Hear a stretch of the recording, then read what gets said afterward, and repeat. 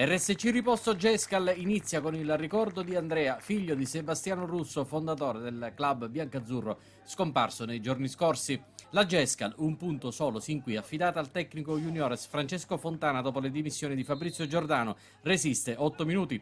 Su una punizione di Leotta si avventa sulla sfera Luca Mangano, titolare dopo mesi di infortunio e finalmente rodato dopo il minutaggio di Barcellona, ma a concorrere per l'1-0 c'è anche Capitan Salvo Pappalardo che la tocca per ultimo e porta avanti la RSC. Primo gol in stagione per Pappalardo e primo tabù infranto sotto porta. Non il solo, perché a cancellare lo 0 nella casella personale dei gol fatti è anche Stefano Proietto, schierato nuovamente titolare.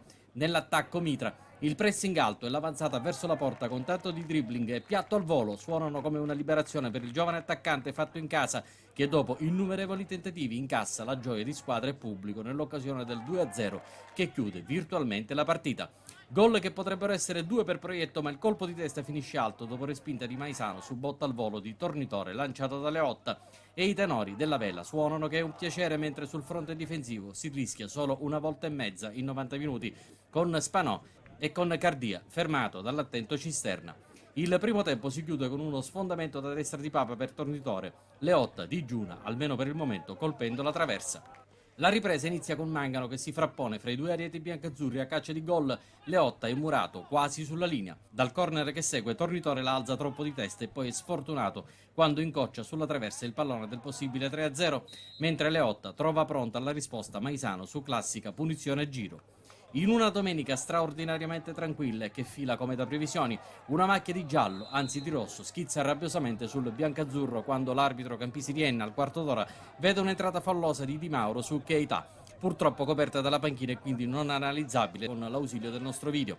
Va nelle proteste, espulsione per il terzino dell'RSC che salterà così Aci Sant'Antonio. In 10 per mezz'ora, chi mette firma da assistman nel terzo gol della Russo è Davide Nicotra, che prende in mano le chiavi del centrocampo in verticale e ispira Tornitore, il quale finalmente si iscrive al referto ufficiale dei marcatori novembrini, piazzandola morbidamente poco sotto l'incrocio per il 3-0 del minuto 25. Gol numero 6 per Enzo Tornitore che appena 3 minuti più tardi, innescato da un lancio di metà campo a firma di Antonio Messina, stende il tappeto del Galà al socio d'attacco Mattia Leotta. 4-0 e centro numero 7 per lui in campionato che più uno in coppa fanno 8. Si gioca non solo sui gol ma anche sulle statistiche degli assist. Di nuovo Nicotra. Tornitore libera Leotta che firma la doppietta personale, la rete 8 in 8 gare, 9 complessive.